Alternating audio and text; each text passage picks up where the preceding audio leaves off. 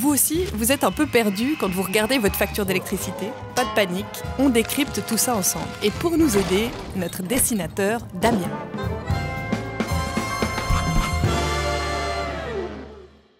Aujourd'hui, on s'intéresse à une remarque que l'on entend souvent. Le prix de l'électricité augmente à cause de la promotion massive du renouvelable.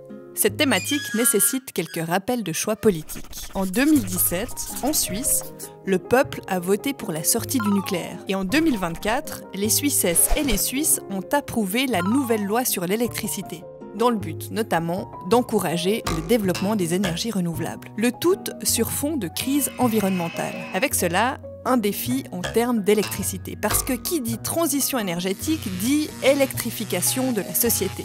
Et s'ajoute à cela le fait que la population augmente et que les gens sont de plus en plus connectés. Résultat, d'ici 2050, la demande en électricité devrait augmenter de 30 à 50%. Et cette électricité doit être neutre en carbone, conformément aux objectifs climatiques.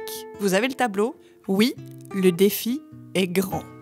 Revenons à cette affirmation. Le prix de l'électricité augmente à cause de la promotion massive du renouvelable. Prenons en compte les éléments induits par la transition énergétique. Premièrement, la participation au coût de modernisation des infrastructures. C'est vrai que les installations de panneaux solaires, par exemple, nécessitent la modernisation de certaines parties du réseau pour pouvoir absorber cette énergie produite de manière décentralisée. Ces coûts-là sont, selon le principe de la solidarité, répartis sur l'ensemble des utilisateurs, que vous possédiez ou non des panneaux solaires. Deuxièmement, la transition énergétique induit la fluctuation des prix de l'électricité sur le marché selon les moments de la journée. Et Damien, tu sais dessiner un canard? On va parler de la duck curve, la courbe du canard. Non, pas comme ça.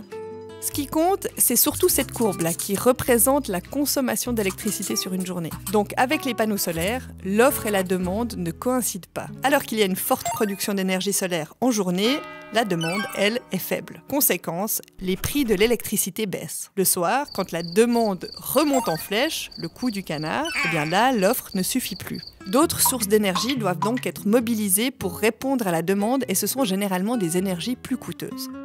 Parmi les solutions pour tenter de réduire les pics de consommation et diminuer la nécessité d'avoir recours à des énergies plus coûteuses, on peut consommer moins et de façon plus étalée durant la journée. Et des solutions de stockage sont cherchées pour pouvoir diminuer ces variations de prix et stabiliser le marché. Troisième élément qui peut se retrouver dans votre facture et qui concerne aussi la transition, ce sont les taxes communales, cantonales ou fédérales. Taxes qui servent à financer des projets d'efficience énergétique ou encore des mesures de sobriété par exemple. Et finalement, quatrième élément, les gestionnaires de réseau peuvent librement choisir d'investir ou non dans des moyens de production plus durables, comme des éoliennes, ou encore décider d'agrandir certains lacs de barrage pour pouvoir stocker plus d'énergie en hiver. Tous ces investissements dans la transition énergétique se font dans le but de réduire notre empreinte carbone, mais aussi dans celui d'augmenter la production locale et nationale d'énergie et de s'affranchir le plus possible des importations, surtout en hiver. Importations dont le tarif fluctue énormément et qui peuvent faire augmenter rapidement les prix, comme ça a été le cas lors de la crise énergétique en 2022, et dont les conséquences se sont ressenties en Suisse en 2023 notamment.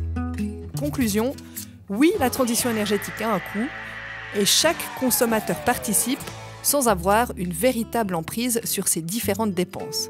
Mais de là à parler de promotion massive, cette appréciation-là est un point de vue personnel. Pour certains, c'est trop, et pour d'autres, pas assez.